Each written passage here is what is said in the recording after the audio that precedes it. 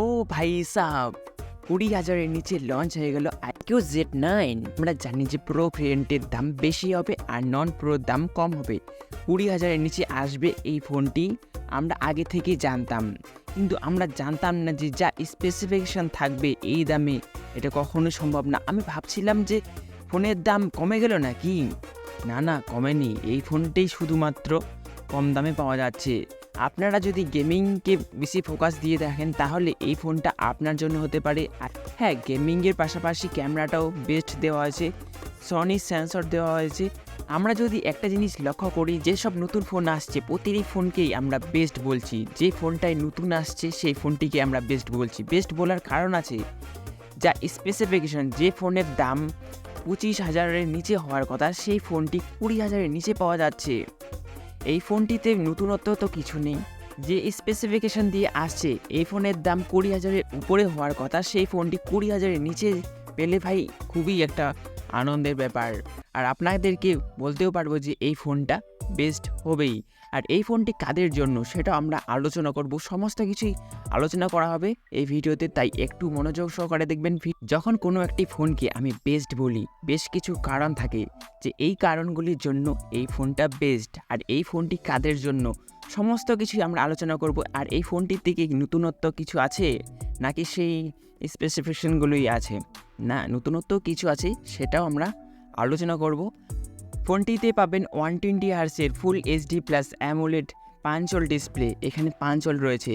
আমরা জানি non pro ফোনগুলিতে, ভিভো বা iQOO ফোনগুলিতে আমরা ওয়াটার ড্রপনেস দেখতে পাই, আর এখানে পাঞ্চল দেওয়া আছে, তাহলে তো এখানে একটু ইমপ্রুভমেন্ট করা হয়েছে। 1800 নিটসের পিক ব্রাইটনেস আর 40 ওয়াটের ফাস্ট চার্জার, 5000 mAh ব্যাটারি। এখানে এই ব্যাটারিতেও ইমপ্রুভ করানো হয়েছে। আগের ফোনগুলিতে 4500 mAh ব্যাটারি থাকতো, এখানে 5000 দেওয়া আছে। দুটি কালারে পাওয়া যাবে, গ্রিন এবং ব্লু কালারটা একটু ব্ল্যাক টাইপের, ঠিক আছে। আর এখানে ডুয়েল স্টুডিও স্পিকার রয়েছে। আগের ফোনগুলিতে আমরা একটি মাত্র স্পিকার পেতাম, আর এখানে দুটি স্পিকার, তাহলে তো ইমপ্রুভমেন্ট করেছে। ফোনটির ওজন 188 গ্রাম আর থিকনেস 7.83 mm। 20,000-এ এই প্রসেসরটা ভাই বেস্ট। ডায়মেনসিটি 7200। এই প্রসেসরটা 4 ন্যানোমিটারের প্রসেসর, অন্তত স্কোর 7 লাখের উপর। গেমিং তো মিডিয়াম সিটিংয়ে একদম ফাটাফাটি চলবে। হাই সিটিংয়ে খেললে একটু গরম মনে হবে, কিন্তু মিডিয়াম সিটিংয়ে খেললে কোনো ধরনের প্রবলেম আসবে না। LPDDR4X RAM, UFS 2.2, আর এখানে 8টি 5G ব্যান্ডের সাপোর্ট রয়েছে। 20,000-এর নিচে এই ফোনের দাম ভাই সাব আলাদাই, নেক্সট লেভেল। আপনি যদি গেমিংয়ের জন্য ফোন নেন তাহলে এই ফোনটা আপনার জন্য অবশ্যই হতে পারে। ক্যামেরাতেও যথেষ্ট ভালো, আমি বলবো না যে খুব ভালো। ফোনটিতে আছে dual camera set up. Primary camera 50 megapixel plus 2। তো 50 মেগাপিক্সেলের যে ক্যামেরাটি আছে, এখানে সনির IMX882 সেন্সর ইউজ করানো হয়েছে। আর আলট্রা ওয়াইড লেন্স কিন্তু এই ফোনটিতে নেই। ঝড় বৃষ্টির দিনে যদি আপনার ফোনটি কোনো কারণে জলে ছিটে পড়ে বা জলে ঢুকে যায় তাহলে খুব একটা প্রবলেম হবে না, কারণ এই ফোনটিতে আছে IP54। খুব একটা যে খারাপ তাও না, খুব যে ভালো তাও না। আর এখানে 2 বছরের অ্যান্ড্রয়েড আপডেট পাবেন আর 3 বছরের সিকিউরিটি আপডেট। আমরা এখন ভিডিওটির শেষে পৌঁছে গেছি। এবার আপনি জানতে পারবেন যে এই ফোনটিকে আমি কেন বেস্ট বললাম।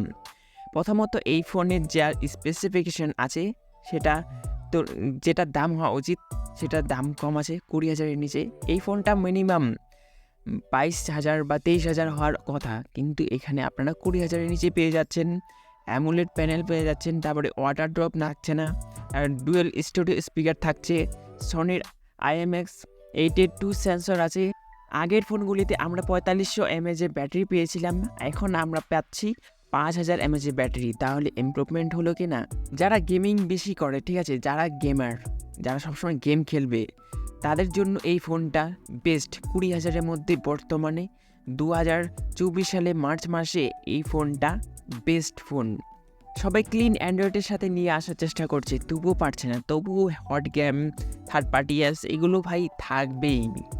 এগুলি যত থাকবে তত ক্লিনটাকে আরও নোংরা করে দেবে, ঠিক আছে, পরিষ্কার জায়গাটা আরও নোংরা হয়ে যাচ্ছে।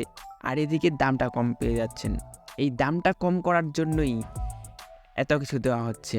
তো এগুলো আরামসে আপনারা আনইনস্টলও করে দিতে পারবেন। এই মুহূর্তে আমার সমস্ত কিছু মনে পড়ছে না, যেগুলি হাইলাইট ফিচার সেগুলো নিয়ে আমি অবশ্যই আলোচনা করে দিয়েছি ভিডিওর মধ্যে। আপনারা জেনে গেছেন যে বর্তমানে এই ফোনটি বেস্টের মধ্যে পড়বে কি পড়বে না। আপনার কি মনে হয় 20,000-এর মধ্যে এই ফোনটা বেস্ট ফোন? আর গেমিং যদি করেন তাহলে তো এই ফোনটা আপনার জন্য হতেই হবে। সমস্ত কিছুই আমি অলরেডি বলে দিয়েছি। আরও যদি বিস্তারিত জানতে চান, কোনো কোয়েশ্চেন থাকে, তাহলে অবশ্যই কমেন্ট সেকশনে জানাতে পারেন। ভালো থাকবেন, সুস্থ থাকবেন আর সবসময় হাসি খুশি থাকবেন।